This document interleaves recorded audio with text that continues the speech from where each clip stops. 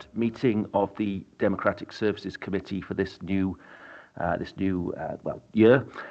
Thank you ever so much for giving me the opportunity to chair this again. I thought last year we got through quite a bit of work, and that will be outlined in our report for this committee. Firstly, I just wanted to give a very warm welcome to new members. So a warm welcome to Councillor Bennett. Hope you enjoy your time on this committee. And I'm just going to turn now to the opening statement, if I may. So can I welcome all members and officers to this meeting of Democratic Services Committee, which will be held as a hybrid meeting. The meeting is being recorded and will be available via the Council's website to be viewed as soon as is practical following the meeting. Everyone participating in the meeting will be accessing this meeting either from the Council chamber or from remote locations. Please could everybody ensure that mobile phones are switched off or to silent mode. Members will have received an electronic copy of this agenda. I will ask officers to present a summary of the key points. For the record, the agenda can be viewed on the Council's website. Members and officers will be speaking at various points during the meeting, and those speaking may switch their microphones and their cameras on at that point. But I would ask that, with the exception of myself as chairperson, at all other times you keep your microphones switched off, as this will help to minimise any background noise and interference and to ensure the connection remains as stable as possible. All members attending remotely are asked to keep their cameras on throughout the meeting. If any members or officers wish to raise a point or question, they should press the hands up icon at the top right hand side of the Microsoft Teams window, and I will come to you in the order I receive the requests.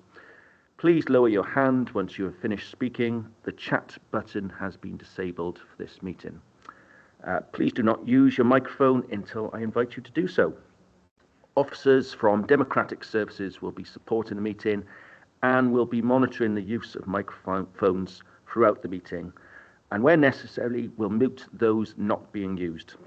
I would also ask the officers to introduce themselves as and when I invite them to speak during the course of the meeting.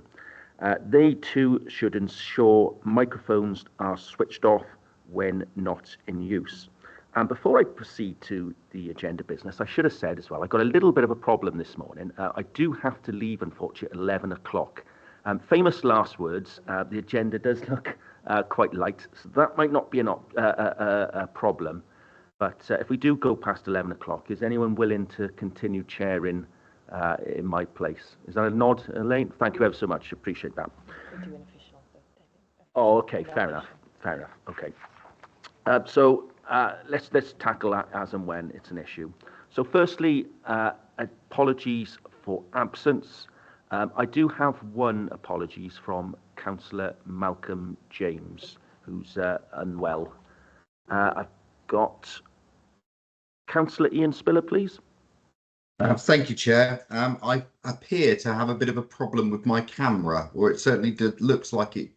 I have a problem my end in the fact that I'm turning it on and off, but nothing is appearing. So it's just to say, Chair, would you prefer that I tried to reset my computer and come back in, or are you happy for me to sit here with my camera on but not visible? I think we trust you. Yeah, I think as long as you're happy not to be, seen. I'm sure people see enough of me as it is, Chair. Yeah, thanks. Yeah, that's fine. That's fine. Anyone else? I saw Councillor Bennett. Was that a hand? My question was going to be, can people put their cameras on, please, as was agreed? Oh, there we are. There we go. No worries. Are you happy with that then? Great. Good stuff. Declarations of interest? Anyone? Councillor Martin Hughes?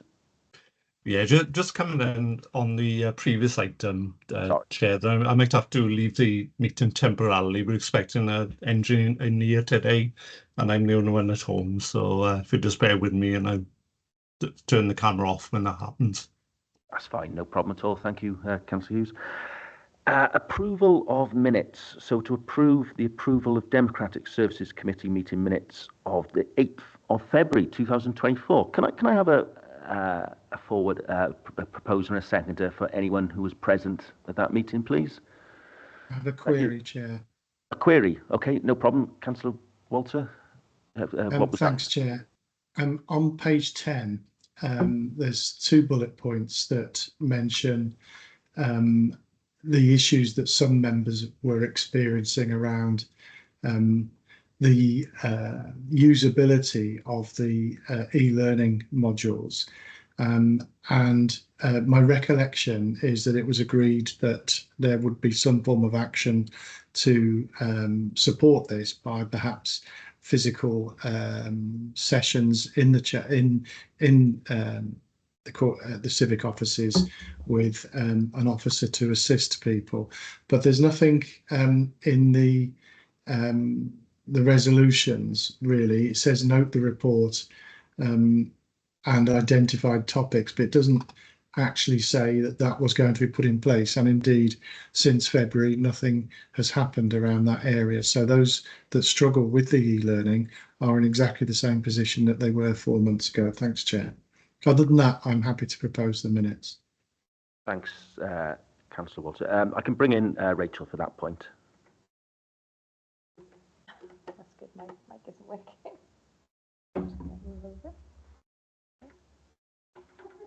No. Oh dear, mine is. Choose a minute. I'm going to try and find a chair that actually works. Some technical problems this morning, aren't we? Do you want to borrow mine? We'll have to just share a mic. Let me see if I can sit on this. Absolute nightmare, isn't it?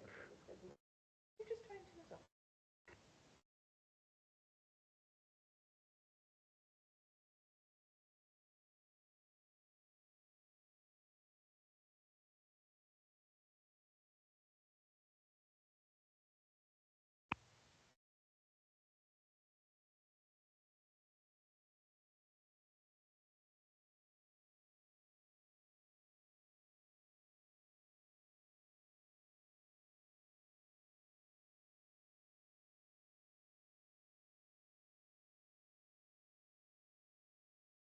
With a couple of IT problems if you're at home.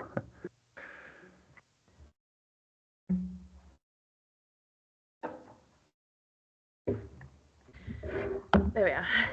Thank you. Yes, thank you, Chair. In relation to that one, Councillor Walter, yes, not a problem at all. Nimi and I have been chasing about this. We have contacted Learning and Development team because we felt in terms of getting their input to assist in this. We could sit with you as Democratic Services, but if there's any queries with the actual modules or anything like that, we wanted to get the L&D team involved with this as well. So we have contacted them and they finally got back to us actually, I think it was last week.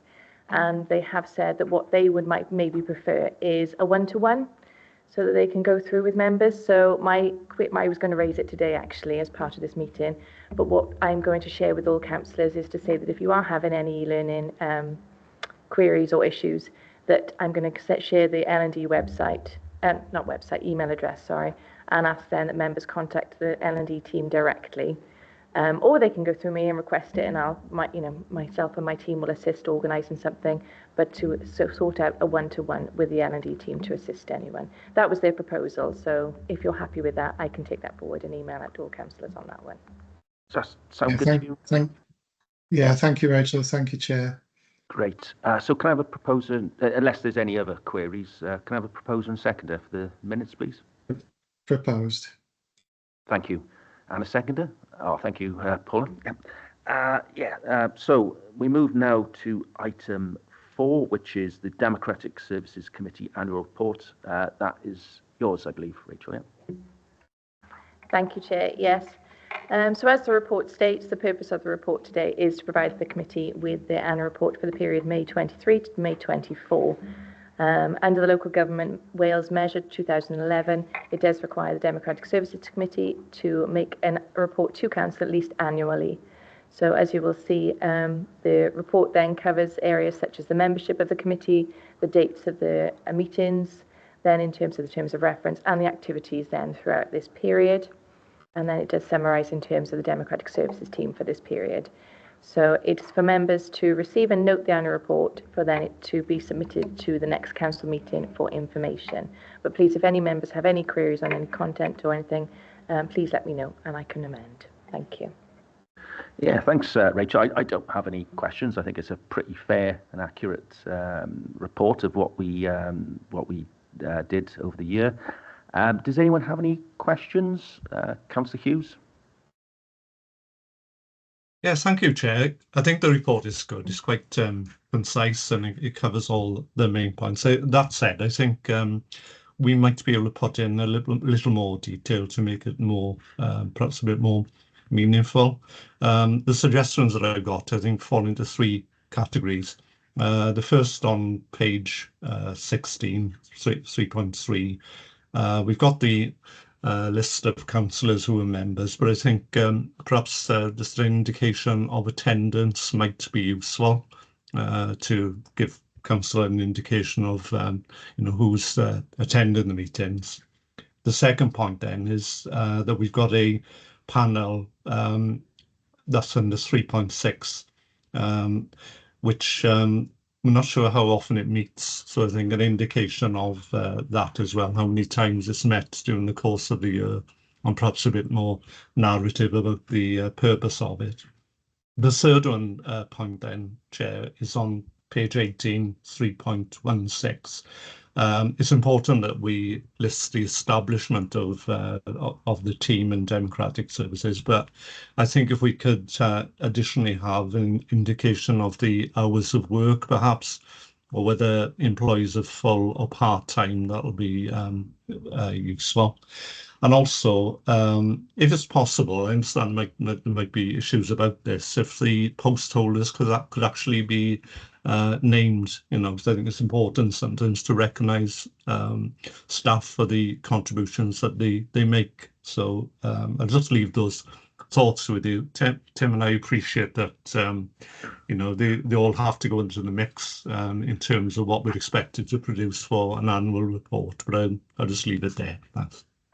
Yeah, thanks, Councillor Hughes. They don't sound like particularly unreasonable things to me, but I am going to bring Rachel in a minute. I think it's fair to put in the attendance figures. I think our attendance is pretty good on this, actually, this committee. But still, yeah, let's put. I've missed one, unfortunately, but I'm more than happy, as far as I'm concerned, to put that in. And the officer details seems a good idea to me. But I will hand it over to Rachel on that one. Thank you, Chair. Yes, just 2 points on that. Thank you, Councillor Hughes. I'm always happy to put more detail in. In relation to the subcommittee to deal with family absence matters, we haven't actually had any of those. So as I said, I can put that in and highlight that there hasn't been any over this period. In relation to the roles from the Democratic Services team, happy to put in the hours. Unfortunately, we can't put in names. We're not allowed legally to put in names. So, but I can put in the full-time hours. So thank you for that. Many thanks.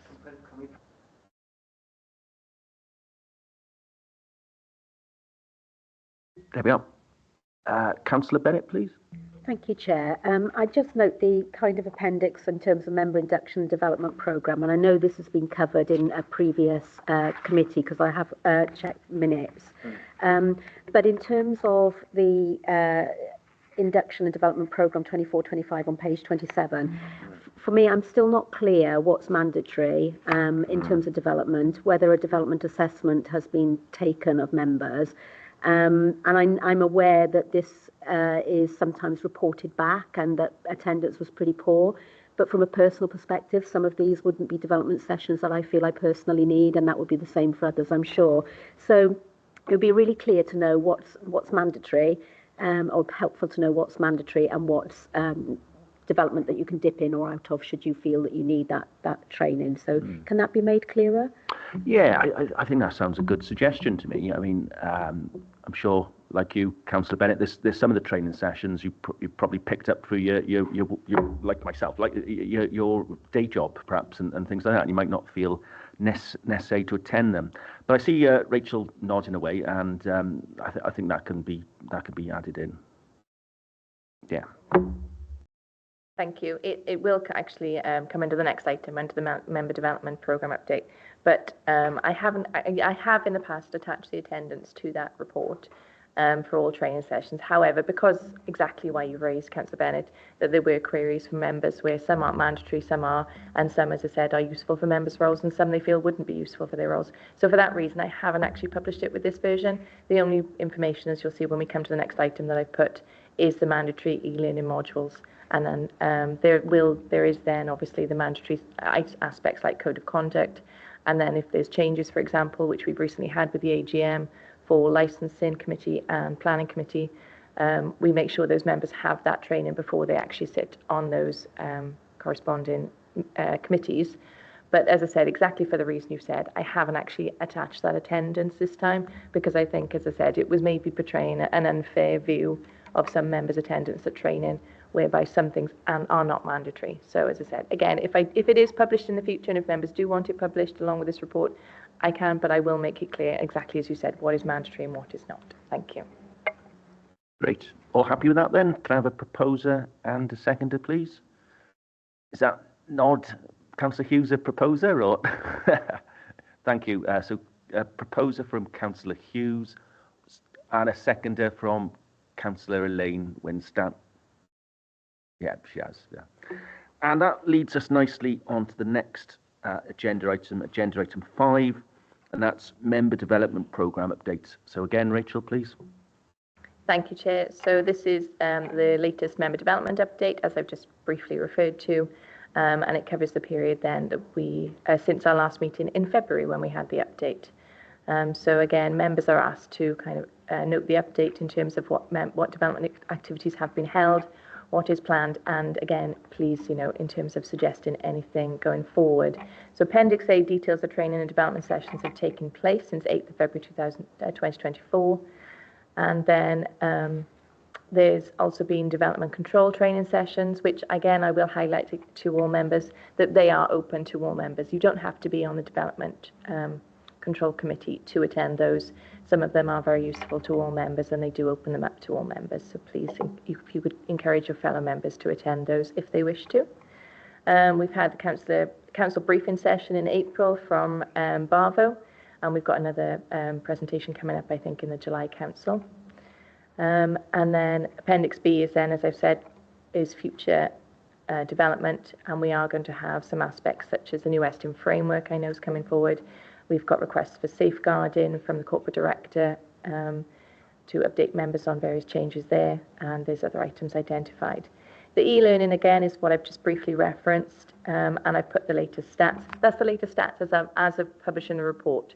However, I am aware that, these changes do, there are updates that members undertake on their e-learning, and I note that, as I said, we are trying to put these one-to-ones in. Just again to highlight that there are the 2 new ones. So whereas I think maybe some members may have completed the 7, there are the 2 new ones on Introduction to Equality and Diversity and the Welsh Language Awareness. So again, we just like to encourage all members, because our internal audit picked up on it, if members could try and encourage your fellow members to look at this and try and get them completed. And again, contact myself or the Learning Development team if there are any issues at all with completing those. I've mentioned there as well the Learning Development website. Hopefully, I haven't had the capacity in my team to develop this, because I'm aware the members, we haven't been able to upload all the training sessions and videos and things onto this for members training. But I have got one of my team leading on this, hopefully for this year, and with assistance of our apprentice. And hopefully we will get some development going on that. We've worked out a way now to get the videos uploaded because they were too large. So hopefully that work will be undertaken very shortly. I will also be looking to send a survey out to members. Now we're kind of almost halfway through the electoral term. I'm looking to send out a survey to seek members' views on member development and query such things as frequency of training sessions, preferred methods and format, quality of training and satisfaction over topics. Please, again, I will be looking at the timings as well and revisiting that. We didn't have a clear kind of time when we did the survey at the beginning of in 2022, following the elections. We didn't have a clear kind of favourite or preferred time for training, so that's why they are spread out. But if this has changed, as I said, this survey will pick up on it. But please, again, if there are items that you think, that you would like to have, please put them forward as part of the survey, suggest some items. Even today, we can look at some other items. we've basically been getting items in from all avenues, which has been really positive, to be fair. We've had suggestions from meetings such as governance and audit, from full council meetings. We've had requests from cabinet members where they've attended something they thought it was would be really beneficial for all members to have that knowledge. And likewise, we've had requests from corporate directors to undertake training with members as well, to provide briefings and things like that. So, but please, again, if there's any further suggestions, as the recommendations state, please identify them and we can add them in. And as I said, the recommendation C does ask if there's anything else you think the survey should cover, what we're asking members, please also raise that with me. Thank you. Thanks, Rachel. Yeah, I mean, I particularly enjoyed some of the external providers, actually, particularly the briefing from WLGA on the finance, local government finance. I thought that was really useful. And the Cardiff City Capital Region, I thought that was quite useful. So if we can, I think it expands our knowledge if we get external providers. So that has been something particularly useful for me. One thing I note, the media training is, now I have been media trained externally with my day job. I note that it's leader and cabinet only. What's the rationale for just having it just for the leader and the cabinet, please? There's been a request because they are obviously in the public domain a lot more. There has been a request for cabinet development specifically. It's been included in this, but it is a kind of part of a separate programme for cabinet development. But that is through the WLGA who are funding that one. But if there is anything, I can always look into that for any of the members. Yeah. But as I said, this is being funded specifically by the WLGA. Right, got you. So it's not coming out of our budget. Okay, great. If you could investigate that, I think media training for all members could be a useful opportunity. I've got Councillor Bennett next, please. Thank you, Chair. And it follows on from a previous question in the last agenda item. So what we have in front of us is a really good, helpful forward programme. What I'm not clear is that we've got in red on here, in brackets, all members or whoever it's aimed at. I just wanted to clarify, does that mean it's open to all members or it's mandatory to all members? And the other thing is, can we differentiate between training and briefing? Because I'm conscious that if an FOI comes in from a member of the public, as it did last year, it shows pretty poor attendance if we haven't attended all of them. And as I said it previously, our development needs differ from individual to individual. So I'm more worried about what happens if an FOI comes in and, you know, that we have poor attendance figures when actually it doesn't necessarily reflect our own development needs. Yeah, thanks, Councillor Bennett. I mean, I don't like assuming, but I'm assuming it's open to all members and it's not mandatory. Now, personally, Department of Work and Pensions Training, I'm personally disappointed I can't attend that because I'm quite interested in that topic. But I have liaised with DWP personally in a professional capacity. But that being said, I recognise your point. Do you have any further comments on that, Rachel? Yes, thank you, Chair. Yes, you are correct that is open to all members. So we can clarify that for future. That's not a problem at all. We can put open to all members. I think in terms of where we get defining between a briefing or a training, really any briefing sessions are really seen as training, if you see what I mean. If it was specific to a committee, for example, I know we've got this one on the New Western Framework, but we are actually doing another piece then. We will be following that up just with the Subject Over and Scrutiny Committee 1, just specifically for them, because obviously they will be dealing with stuff resulting from the testing inspection new framework. And again, we would highlight that was just Subject Over and Scrutiny Committee members. But it's very difficult to say whether the briefing session is not training, if you see what I mean, because I think they're all part of the member development. So I would struggle in that, but I will highlight that it's definitely open to all members. And again, certainly any FOI would come to myself on this, and I can certainly make sure there is a caveat put in there which highlights the fact that they are not mandatory, and you know, some would not meet, as you said, necessarily meet the needs of individual members, so it's up to members whether they attend. I can surely make sure that caveat's in there. Wonderful, that's great. Councillor Winstanley, please. Thank you. My question is to just on the mandatory e-learning modules, if that could be if we could have reminders going out on a more frequent basis to members, and also I hadn't until I read the report yesterday, I hadn't even noticed that there was a Welsh culture part in it, as well as the other new one that's been put in. So I went on and did some modules last night, I have to say, and then I thought, well, I'm sure I did some earlier in the year, and they don't seem to be showing up. So we need to have both a reminder that to access it, but also checking on how our progress is as well. That would be great if we could have that reminder, including where your progress is, so that we can check that what you think you've done, you have actually done. I think that's a really useful point, actually, because I get a little bit lost with things. I'm not sure if I'm completely up to date. I think I am, but I think a reminder would be useful if you could, Rachel. But yeah, sure. Thank you. Yes, I will certainly send out more regular reminders. If any member has a query and wishes to know in terms of what they've covered or not, please contact me. I do regularly get the quarterly update. I'm hesitant to send that out, obviously, to all members in terms of sending 51, and I'm a little bit hesitant in terms of sending 51 individual emails out. However, if members can request that from me, if they do want to clarify, that would probably make it a bit easier. So I'll put that in my next email when I send out the standard one about reminding for e-learning.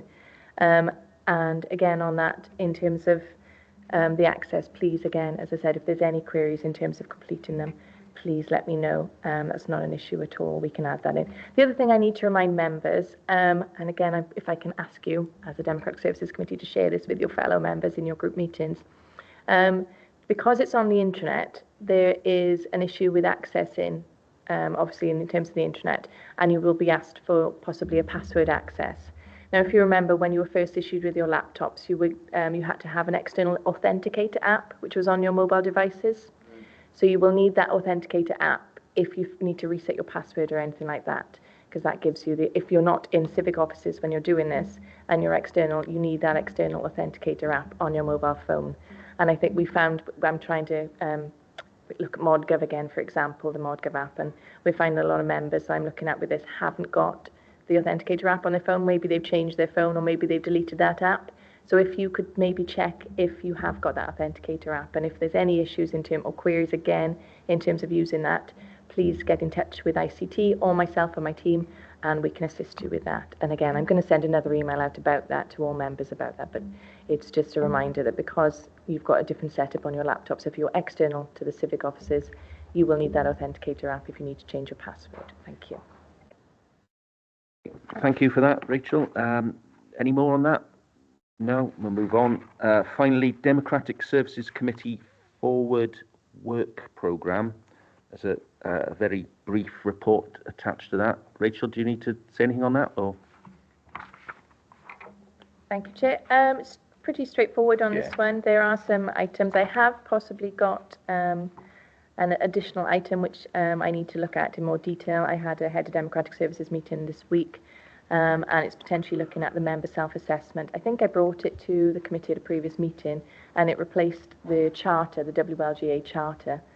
But if I haven't had a chance to look at it in detail yet for ourselves, but I am hoping to bring that to a future meeting of the Democratic Services Committee, and it's kind of for members to assess, have you had the right information? Are members getting access to the correct information? Do they need any further support from my team, etc., or from other officers across the local authority? So it's a bit of a self-assessment to make sure you have the necessary equipment and information to undertake your role. So I think that'd be useful maybe for the committee to have. And again, I would encourage members of the committee to share this with your fellow members before the meeting so that we can get their input as well. One as well that I should have mentioned on the previous one is they will be issuing out the community leadership programme again. There's a final one on that. I believe some members have already undertaken this, and it's been seen as a really positive training. So I will be emailing about that again, and maybe we can have something back to the committee about that in future. But please, if you are interested in that after I email, let me know and I can book you on. But yes, for the next meeting, as you will see in November, it's the IRP annual report as usual. We'll have the portal working group update. We have a portal working group meeting now coming up next week. because we had a bit of a 6-month gap on that at the request of the working group to allow some work to be undertaken. But I'm conscious there was a big detailed discussion on this at the last meeting in February, so some of those aspects I will be picking up certainly with the working group. And I think the biggest one, if I'm correct, is, because I wasn't here for the last committee meeting, was that it was around the financial aspects and what is realistically achievable now with the portal going forward. But if there's any views again on that before next week's meeting, if you're not on the working group, please do contact me, let me know, and I can raise that with the working group next week. And then, as I said, the member research protocol, which is the WLGA one, we'll have to look at that. I was holding off on that until I knew what my team restructure was going to be. So hopefully I can present something on that in November. And then a member development update for next meeting. Thank you. Great, thank you for that, Rachel. Just two little bits of clarity. The community leadership course, that's the WLGA one, right? Okay, and that's over a couple of modules, isn't it? That's right, isn't it? Yes, it's committed to 3 modules. So if any members does sign up to it, they do need to make sure they are available for all 3 modules. And looking at the forward work programme, can you tell me what member research protocol, what's that about, please? Again, under the Local Government Elections Act, there was a new aspect in relation to making sure that all members have access to some research support at some point. Not at some point, at any point. But basically, WLGA has drafted a draft protocol for all authorities to use. The Head of Democratic Services Group kind of looked at this together. But for us, it is going to be a difficult one, and this is why I wanted to wait to see what my team restructure, the implications of our budget cuts were going to be, because I have got cuts to my team. And it varies very much from local authority to local authority. For example, you've got some local authorities where they have research officers identified for members, and they have the budget for that. Unfortunately, we don't have that capacity. We don't even have it in the scrutiny team, to be fair. Whereas, again, other local authorities have individual research officers in scrutiny. But what I was going to do, and what the likes of Bridgend and other local authorities who have got that limited capacity, was to see what we have already out there from, for example, the comms team and from other teams that are already sending information out to members, and to see whether there's anything extra we could do and kind of pool that information so members know where to go for what information if they do need it. So that's the plan. As I said, it's going to be a difficult one for us. I think we need to be realistic that it's difficult to provide research support to 51 members, particularly with the staffing resources that we have. But I think there's stuff already going on across the local authority that we can, as I said, pull together under this protocol. Thank you. Great, thank you for that. I've got a question from Councillor Hughes, please. Yeah, thanks, Chair. Just an idea for perhaps the November meeting. Of course, the general election will be, we'll see the introduction of compulsory voter ID for the first time, and all sorts of implications with that, of course. I think it'll be interesting just to have a briefing in the November meeting to see what the impact of that was, and if there was any consequence, for example, people being unable to cast their votes due to not having their ID on them, etc. I think in the meantime, it's important that comms gets the message out to the local electorate as well, that the ID will be required this time for the general election, and anything we can do to minimise the risk of people being turned away we should certainly be doing that. Thank you. Yeah, I think that's a fair point.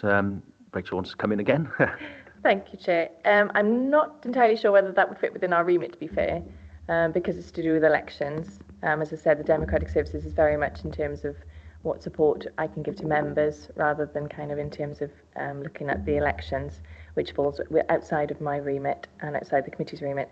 But I would suggest maybe, if that information is requested, I can certainly request that information and provide it to all members via email. There's no problem with that. And as I said, I can certainly contact the comms team on your behalf and highlight that. Yeah, I was just about to say that, because that's a fair point, isn't it? We don't want people being turned away. Don't have any more questions. Obviously, if you do think of any other potential items for the forward work programme, please email me or Rachel, and we'll take it from there. Lastly, urgent items, and I don't have any urgent items, so all that leaves me to do, and I haven't chaired this meeting ultra quick because I've got to go, but it's just the way it goes. It's not usually this succinct, but thank you all for your attendance, and hope you have a very good rest of your day. Thank you very much. Thanks a lot. Thank you, Chair.